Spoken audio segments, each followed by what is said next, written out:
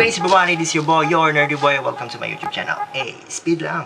And for today's video na, mag-unbox ulit tayo ng panibagong router.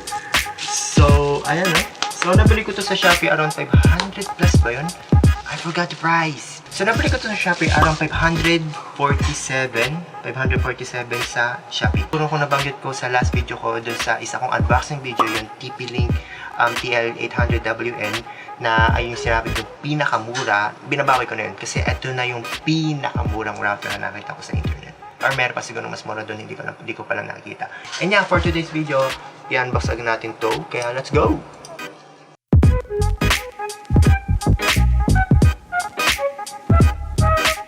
Pagkatanggal nyo ng bubble wrap, ito agad yung makikita nyo, no? So wala na siya yung plastic, hindi kagaya dun sa router na in-unbox natin yung TP-Link. So, okay. So, pagkabukas nyo, okay, baliktad na naman. Palagi na lang. Okay, so, pagkabukas nyo, ito dapat yung makikita nyo. Ayan, ayan. So, ayokong may bumagsak dito. Ayan. So, may karton. And, meron tayong install guide. Ayan. Kung gusto nyo pag-aralan, basahin, pwede nyo basahin yan. And then, syempre, meron tayong power brick. Ayan, para magka-power yung router natin, syempre. And then, syempre, our router itself. Ay. Syempre, hindi mawala ang palibre nilang Ethernet cable. And yeah, and the final item is itong Tenda router. Oh damn, look at this router. So cool, so whitey. Ayan o. So meron siyang tatlong antena. Ayan o. So meron siyang tatlong antena.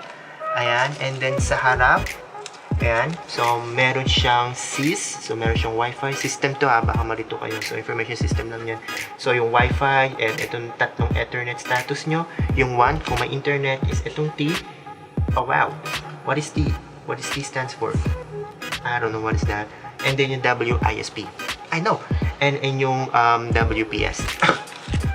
And then sa likod naman is meron ditong 4 na Ethernet cable. Ay, 4 na Ethernet port. So yung una is yung 1. So dito natin i-connect yung Ethernet cable natin na nanggaling doon sa modem natin o doon sa Converge, PLDT, mga ganun. Sa iba sa internet internet service provider natin. And then itong tatlong naman to is dito natin i-connect yung mga ibang devices pa na gusto mo i-connect. So example, yung laptop, yung PC mo, yeah, pwede mo i-connect yan dyan. And then, syempre, nabanggit ko kanina, meron siyang router. Ay, meron siyang Wi-Fi. Tatlong antena niya. And yeah, so ayun lang yung nasa laman. So ayun lang yung nasa loob. And wala nang iba. So next natin gagawin is, syempre, i-set up to. Let's go! So, ang next natin gagawin is mag-open tayo ng browser. So, ayan, nandito ngayon sa browser. And check natin kung may internet. So, dapat may internet na to.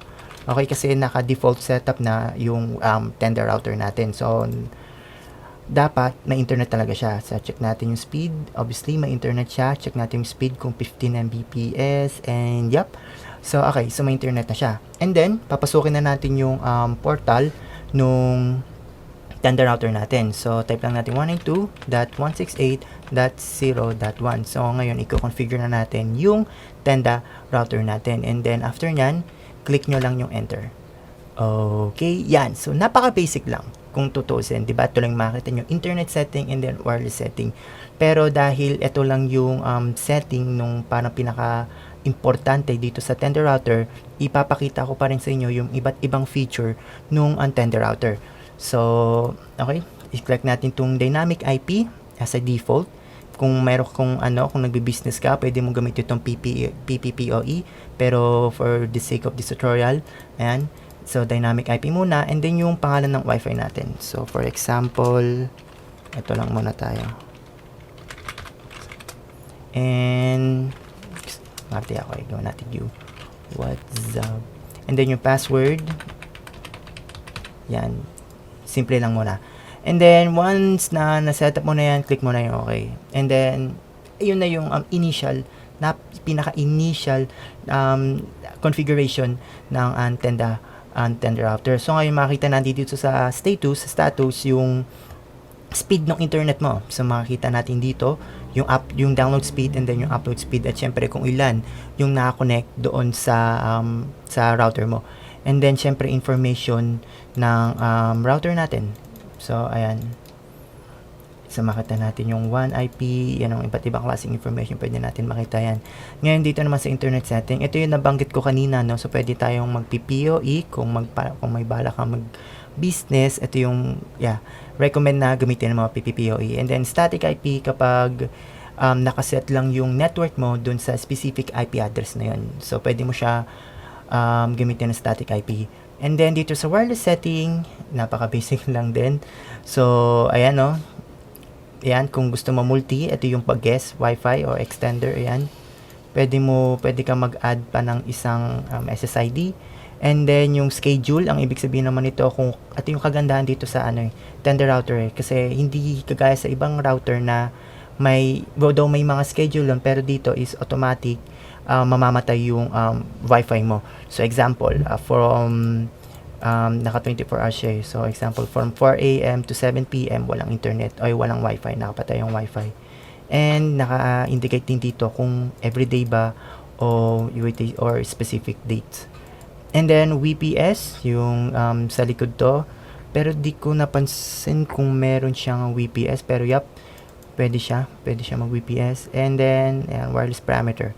So ang next natin is yung bandwidth control. So pwede mo dito controlin yung speed nung devices na yun. So specific device na yun, no. So sa akin is ito pa lang yung naka-connect, isang device pa lang, which is ito yung computer na yun. So pwede nyo siyang baguhin. And so may mga suggestion dito kilobyte per seconds to Hindi siya yung kunyari pag nilagay ko 5 Mbps, ililimit niya sa 5 Mbps, hindi yun. Ang ililimit niya yung mismong speed. And then dito sa wireless repeating, meron tayong tatlong klase pala. The WISP, the universal repeater, and then the AP mode. Bali dito sa WISP is yung wireless internet service provider mo. Ang ibig sabihin nito is mag-a-act pa rin yung router mo as a router mode, pero yung connection niya between modem o dun sa pinanggagalingan ng internet connection mo papunta sa router mo is na-connected siya wirelessly. Pero dito naman sa universal repeater is from the word itself, repeater is i-extend niya o i-extend niya yung range ng wifi mo. And dito sa access mode is pwede mo siyang gawing access point, 'di ba? So, same lang yan. And dito naman sa parental control is pwede natin kontrolin kung anong binabrowse nung devices na yun, o kung pwede mo kontrolin yung access o yung pag-access ng specific website na yun dito sa router na to. So to enable that, mayroon siyang manage dito, and then so meron siya ditong web restriction. So for example, ano oras na? So 4:22, dahil naka 24 hours to, gawin natin 16, sige, 16, gawin natin 17. Okay, so 5. So 4 to 5. Okay, so everyday natin yan. And then okay, in this specific time, bawal ako mag Facebook. Try natin facebook.com. Check natin and then click na natin okay. And then check natin kung makakapag-Facebook tayo. Try natin mag-YouTube. So ganun ang use ni access restriction. So pwede mo i-ban or pwede mo i-allow, permit or forbid yung iba't ibang website. Okay, so tanggalin ko na. So pag in-off natin yan, click mo lang yung okay. And then pag ni-refresh mo, makakapag-Facebook na tayo.